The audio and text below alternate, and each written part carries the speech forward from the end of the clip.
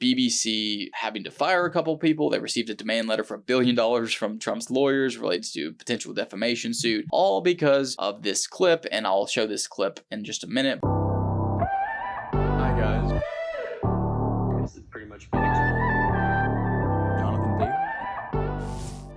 January 6th. There's two things I want to talk about related to January 6th. January 6th and the more recent BBC having to fire a couple people. They received a demand letter for $1 billion from Trump's lawyers related to potential defamation suit, all because of this clip. And I'll show this clip in just a minute. But basically what this clip is, the BBC spliced together two clips from Trump speaking during January 6th and the insurrection, in which he was calling for people to peacefully protest on January 6th. But they showed his speech. They showed the beginning of it where he said, let's go march to the Capitol. And then they stopped it. They paused. They cut away for a second. But they have music underlaying playing the whole time, so it doesn't seem like they skipped ahead. It seems like it's the same clip. And they come back to him and he says, and we're going to fight and fight like hell. So it seems like he's calling people to violence. But then if you watch the original clip, what they did was they skipped ahead an hour. So they took two separate clips that are an hour apart and put them together to make it look like he said, let's go, let's march to the Capitol and let's fight. I'll show the clip in just a second. They admitted to it. They said that they don't think there's an actual legal case there for liability, but two people have been fired over the incident. The BBC issued a personal apology to Trump acknowledging this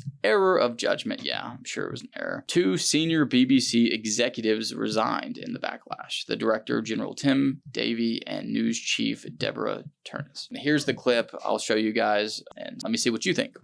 We're going to walk down to the Capitol, and I'll be there with you, and we fight. We fight like hell. And if you don't fight like hell, you're not going to have a country anymore. We're going to walk down to the Capitol, and we're going to cheer on our brave senators and congressmen and women. And we fight. We fight like hell. And if you don't fight like hell, you're not going to have a country anymore. So yeah, if you'll see in the original clip, they went out of their way to have the underlying music playing and make it seem like it was all a part of the that's what he said. They obviously edited it to be that way. And it's just, you can't trust the media. That's BBC. It's one of the biggest, longest, most historical organizations out there as far as news goes.